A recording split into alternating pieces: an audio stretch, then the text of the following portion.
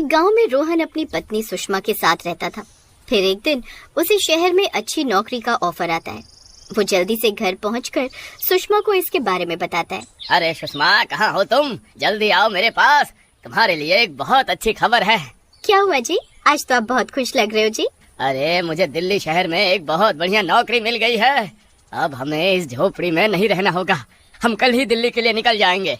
ये तो बहुत अच्छी खबर है जी। अब हम भी अमीरों की तरह शहर में अच्छी जिंदगी बिताएंगे। फिर वो अपने गांव का छोटा सा घर बेच देते हैं और उन पैसों से शहर में एक घर लेने का सपना देखने लगते हैं। वो दोनों बहुत खुश थे, लेकिन उन्हें क्या पता था कि उनके साथ दिल्ली शहर में क्या होने वाला है। फिर अगले दिन वो दोनों ट्रेन पकड़कर दिल्ली पहुंच जाते हैं।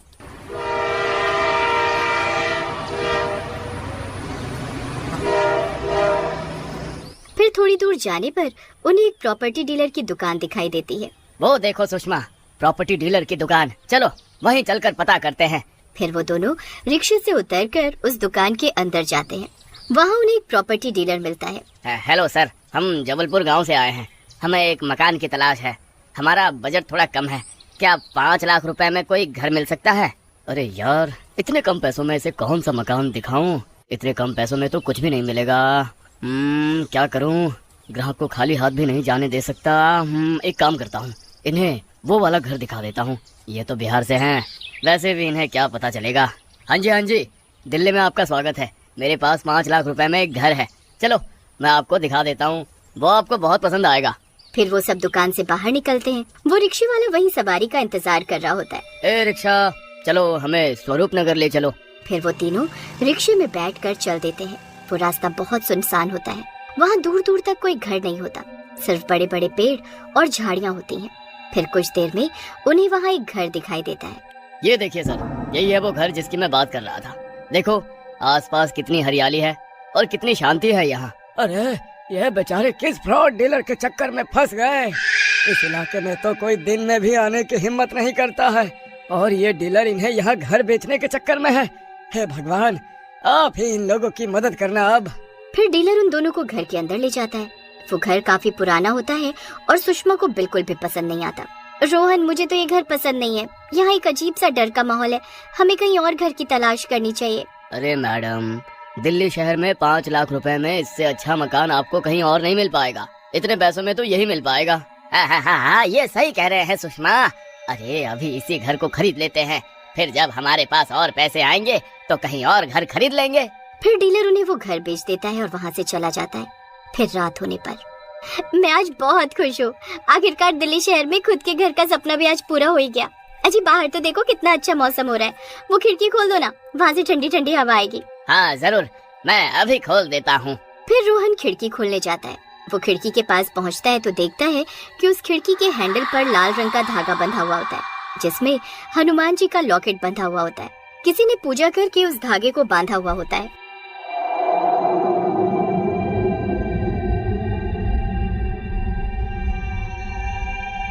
अरे सुषमा, जरा इधर तो आओ।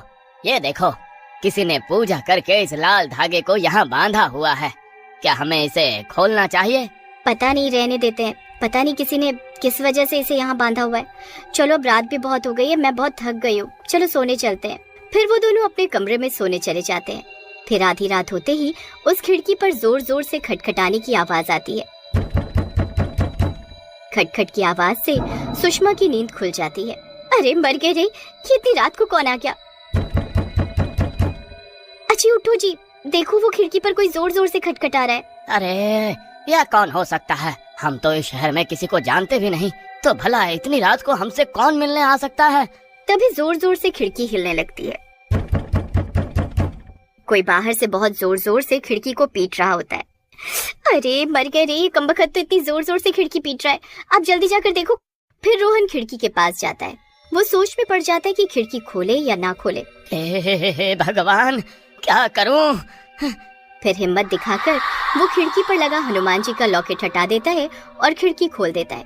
लेकिन खिड़की के बाहर कोई नहीं होता। लेकिन फिर भी उसकी आंखें फटी की फटी रह जाती हैं, क्योंकि वहाँ एक कब्रिस्तान होता है। अरे मर गए रे, ये तो कब्रिस्तान है। हमने यहाँ घर लेकर बहुत बड़ी गलती तो नहीं कर दी? अरे उस कमबख्त डीलर ने हमें इसके बारे में क्यों नहीं बताया? अजी तभी तो उस डीलर ने हमें ये घर इतने सस्ते दामों में दे दिया। अजी जल्दी से खिड़की बंद करो और चलो यहाँ से। फिर रोहन खिड़की दोबारा से बंद कर देता है और दोनों डरते डरते सोने चले जाते हैं, लेकिन डर के मारे उन्हें नींद नहीं आती है। फिर कुछ देर बाद फिर से कोई खिड़की खटखटाने लगता है। अरे मर गए रे। अजी देखो फिर से कोई खिड़की खटखटा रहा है, अब क्या करें? फिर वो दोनों डरते डरते खिड़की के पास जाते हैं। अरे नास मिट्टी, कौन है तू? क्यों हमारी जिंदगी बर्बाद करने पर तुला हुआ है तू? हमने तो अपनी जिंदगी की सारी जमा पूंजी इस घर को खरीदने में लगा दी। भाग जाए यहाँ से। मुझे इसे सबक सिखाना ही होगा। मैं अभी इसे सबक सिखाता हूँ। फिर रोहन पास में पड़ा एक डंडा उठाता है और खिड़की खोलता है। खिड़की खोलते ही उनकी आंखें फटी की फटी रह जाती हैं। खिड़की के बाहर एक भूत खड़ा होता है।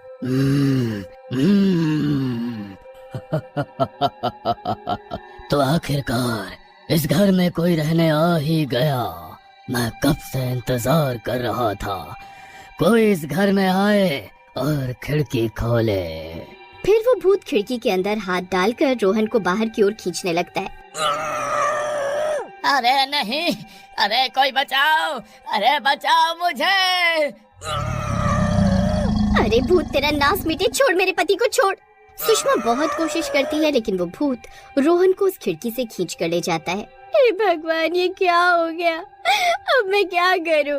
मैं तो यहाँ किसी को जानती भी नहीं, किससे मदद मांगू, क्या करूं? फिर सुषमा को कुछ समझ नहीं आता कि वो क्या करे। वो बस खिड़की के पास खड़े होकर रोती रहती है। तभी उसे रोहन के चीखने चिल्लाने की आवाज आती है।